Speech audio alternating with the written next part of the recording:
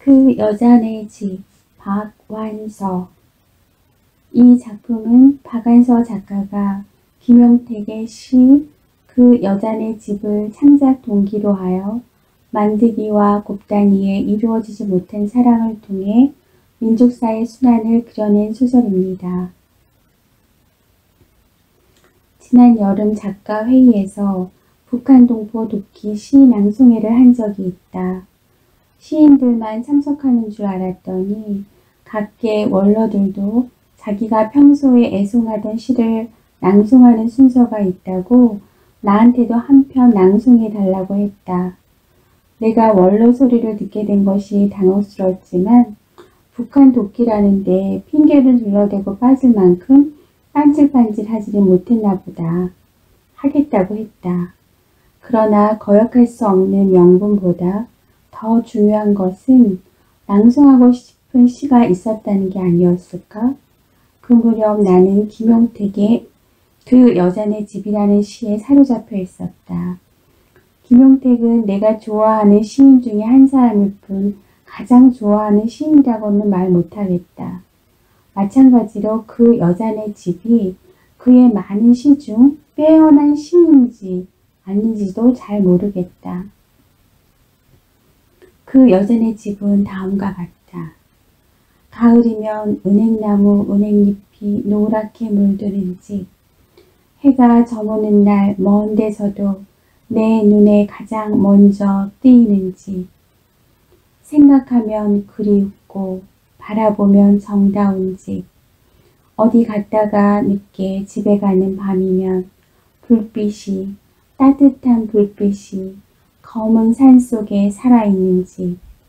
그 불빛 아래 앉아 술을 놓으며 앉아있을 그 여자의 까만 머릿결과 어깨를 생각만 해도 손길이 따뜻해져 오는 집.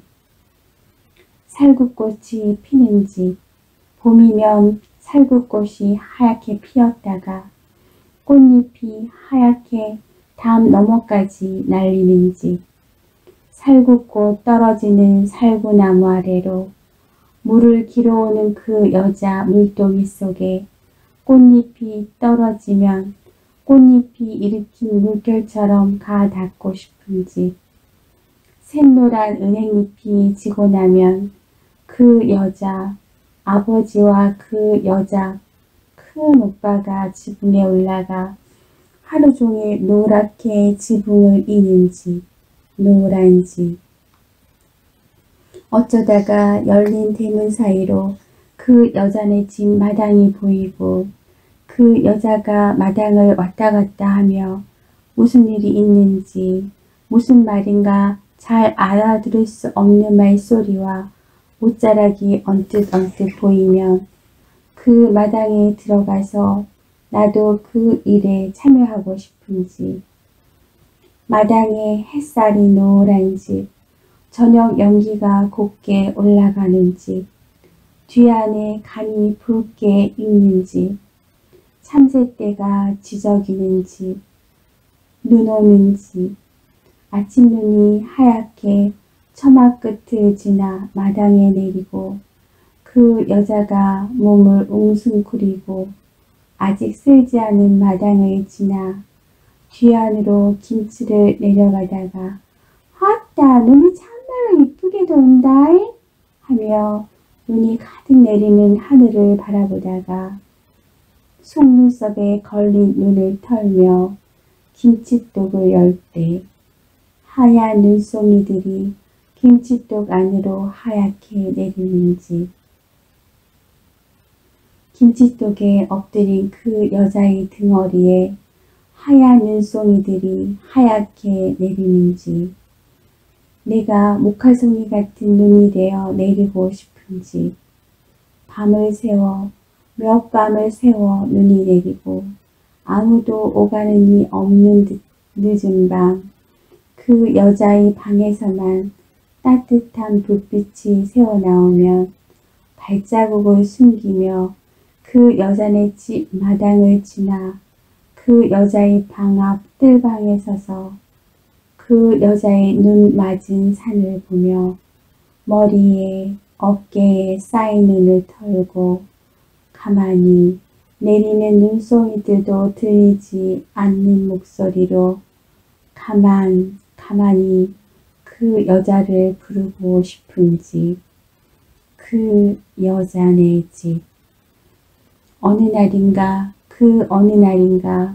못밥을 머리에 이고 가다가 나와 딱 마주쳤을 때 어머나 깜짝 놀라며 뚝 멈추어 서서 두 눈을 동그랗게 뜨고 나를 쳐다보며 반가움을 하나도 감추지 않고 환하게 들판에 고봉으로 담아놓은 쌀밥같이 환하게 하얀 이를 다 드러내며 웃던 그 여자, 한박꽃 같던 그 여자.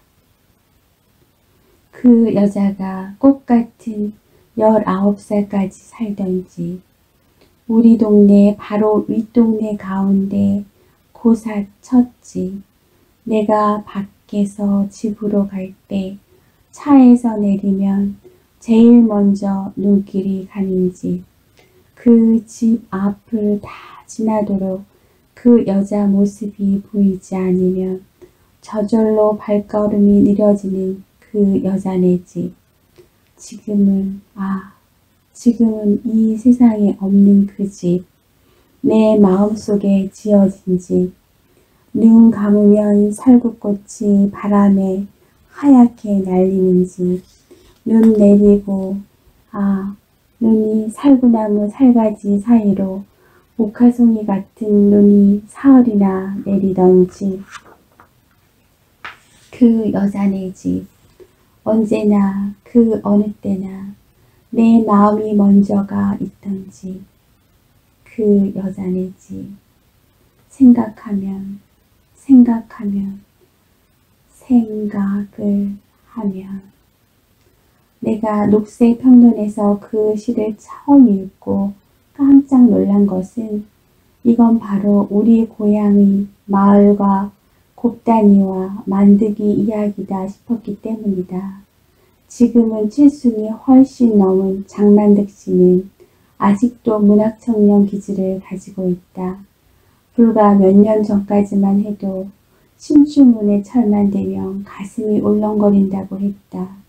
가슴이 울렁거린 게 아니라 응모도 해봤으리라고 나는 넘겨짚고 있다. 그 울렁거림이 얼마나 참을 수 없는 울렁거림이라는 걸 알기 때문이다. 만일 그 시가 김용택이라는 유명한 시인의 시가 아니라 처음 들어보는 시인의 시였다면 나는 장만득 씨가 가명으로 등단을 했으리란 걸 의심치 않았을 것이다. 나는 그 시를 읽고 또 읽었다. 처음에 희미했던 영상이 마치 약물에 담근 잉아지처럼 점점 선명해졌다.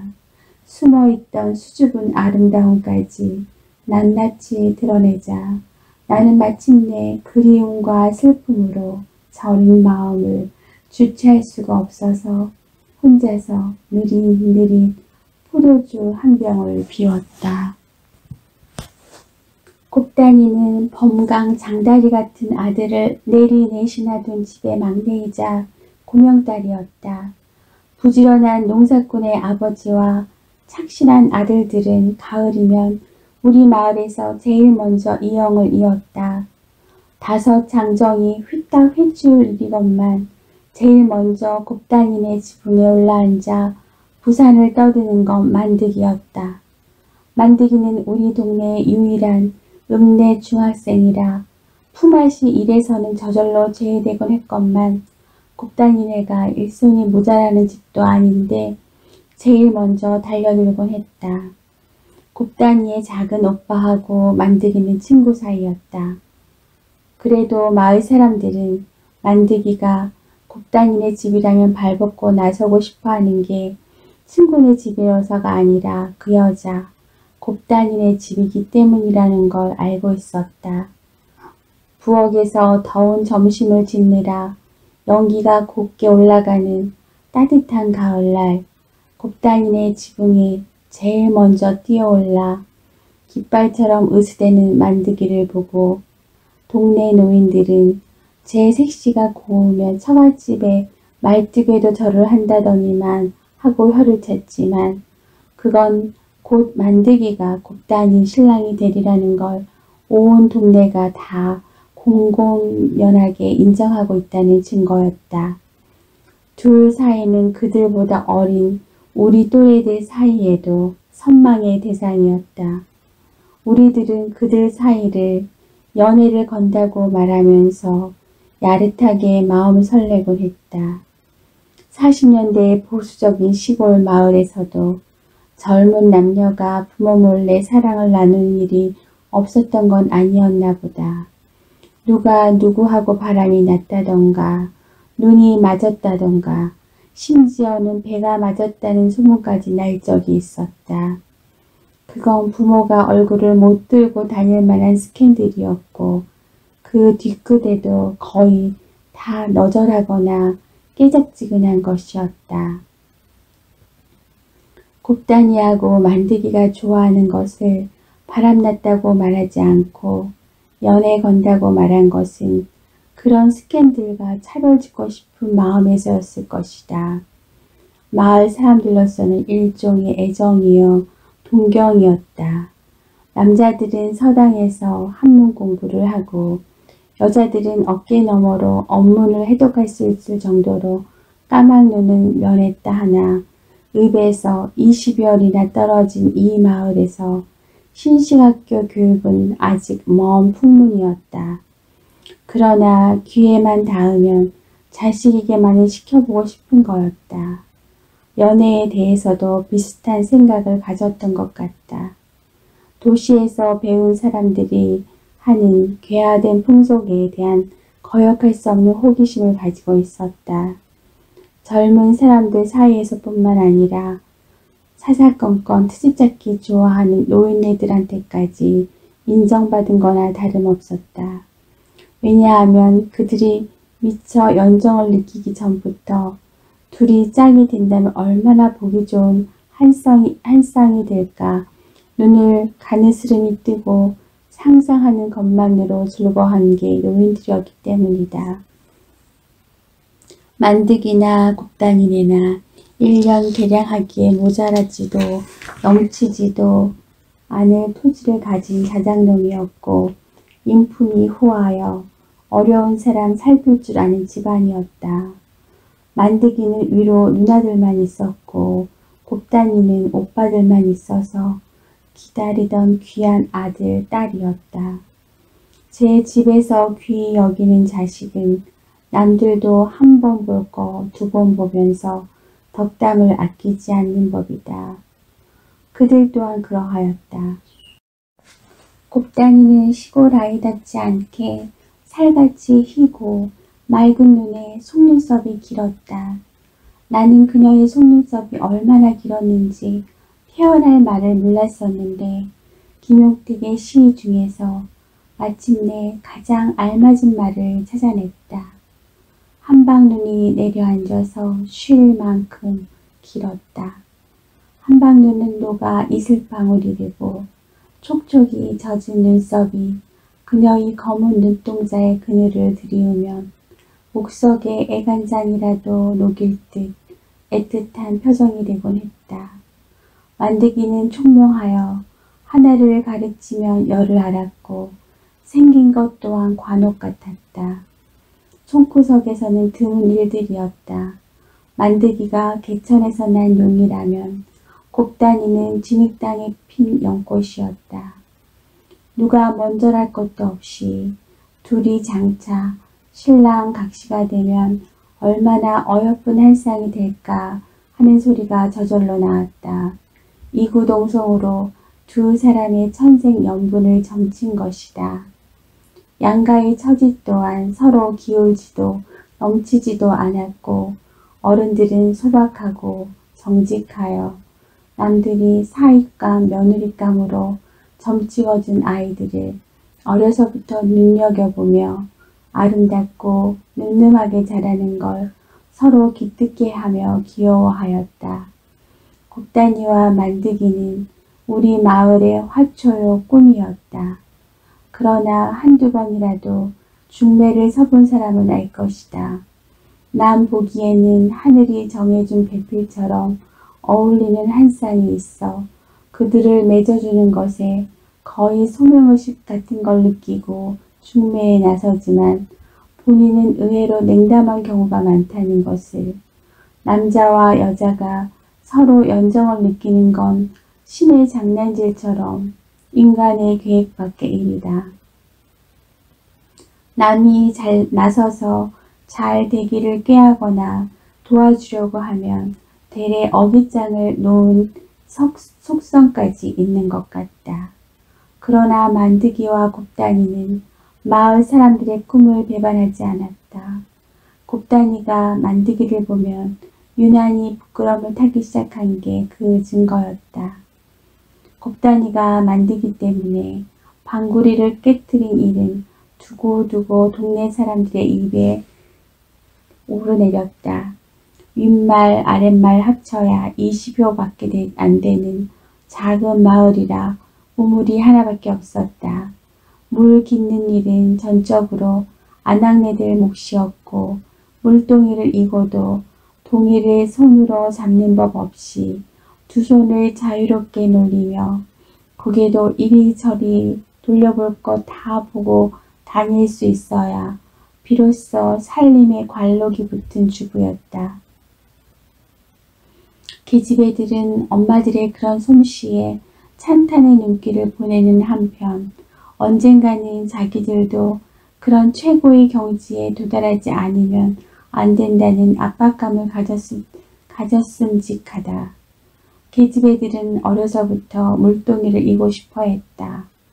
아이들도 능히 일할 수 있는 작은 물동이를 방구리라고 했다. 방구리는 실용보다는 딸애들의 놀이기구에 가까워서 깨트리기도 잘했다. 계집애를 얕볼 때 쬐그만 계집애란 말 대신 방구리만한 계집애를 통하는 게 우리 마을이었다. 곱다니는 귀한 딸이고 올케가 둘씩이나 있어서 물동이 같은 건 안 이어도 됐건만 자기 몫의 방구리는 가지고 있었고 동무들이 하는 건 다 해보고 싶은 나이였다.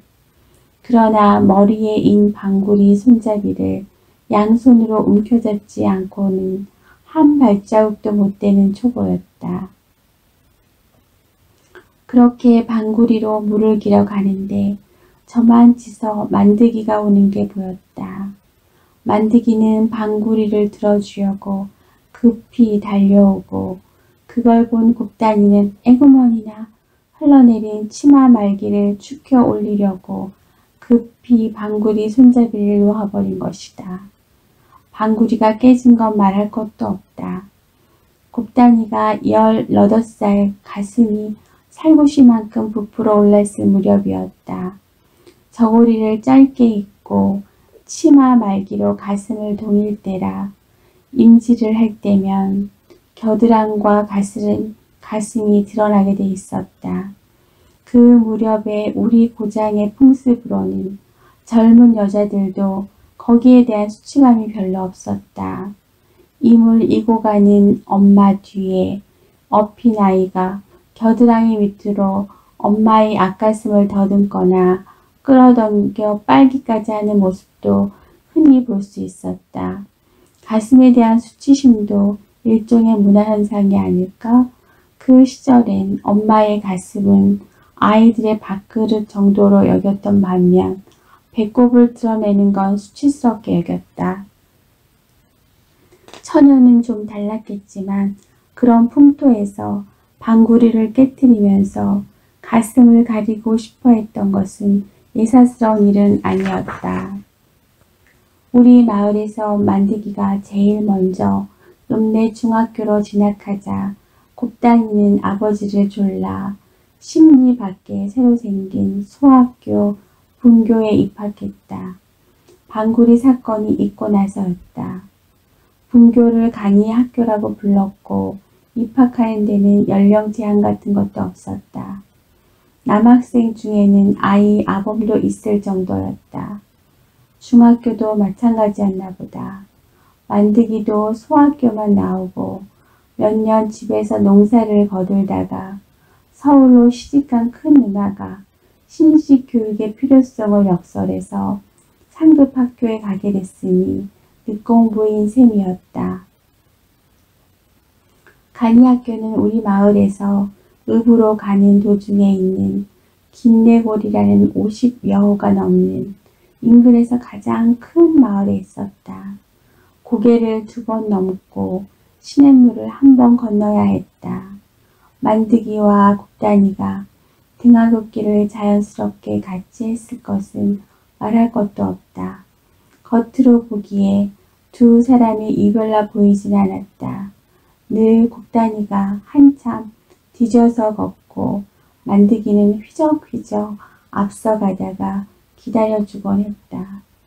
부부가 같이 외출을 해도 나란히 걷지를 못하고 아내가 한참 뒤에서 걷는 걸 예절처럼 알던 시대였다. 곱다니보다 갈 길이 곱절이 되는 만드기가 갑갑한 곱다니의 걸음걸이를 참지 못하고 휘잉 하니 먼저 가버릴 적도 있었다. 들을 적시는 개울물이 도처에 그물망처럼 퍼져 있는 물이 흔한 고장이었지만 다리를 통해 건너야 하는 긴내골의 시냇물은 유난히 아름다운 강이었다. 물은 깊지 않았지만 골이 깊어서 길에서 수면까지 비스듬히 가파른 둔덕에는 잣다란 들꽃들이 봄, 여름, 가을에 쉼없이 피었다 지곤 했고 흰 자갈과 잔모래와 꽃 그림자 사이를 무리지어 유영하는 물고기들과 장난치듯 부서지는 잔물결은 수정처럼 투명했다. 그 시냇물에는 흙다리가 놓여 있었다. 양쪽 둔덕을 2개의 기둥목으로 가로질러 놓고 그 사이를 새끼죽이나 칡럼쿨 같은 것으로 엮고는 진흙으로 빤빤하게 쌓아 바른 흙다리는 마치 오솔길의 연속처럼 편안했다. 그러나 비가 많이 오거나 봄의 해토 무렵엔 흙다리 곳곳에 구멍이 뚫리기도 하고 미끌거리기도 했다. 그런 불편은 잠깐, 곧 누군가의 손길로 감쪽같이 보수가 되곤 했지만 문제는 장마 중이거나 미처 보수를 하기 전이었다. 특히 계집애들은 구멍난 흙다리를 건너기를 무서워했다. 차라리 둔덕을 내려가 신발 벗고 전벙전벙 강물로 들어가는 게 안심스러웠다. 물이 불어봤댔자 허리 정도밖에 안 찼지만 그럴 때는 앞서서 작대기로 물의 깊이를 알려주고 계집애들을 인도하는 게 남학생들의 중요한 사내고십이었다. 그러나 만드기는 곱다니가 사내 녀석들하고 치마를 배꼽위까지 걷어올리고 속바지를 적셔가며 물을 건너는 걸 참을 수 없어 했다. 등굣길은 물론 하굣길까지 어떻게든 시간을 맞춰 지키고 있다가 구멍 뚫린 흙다리 위로 건너게 해주었다.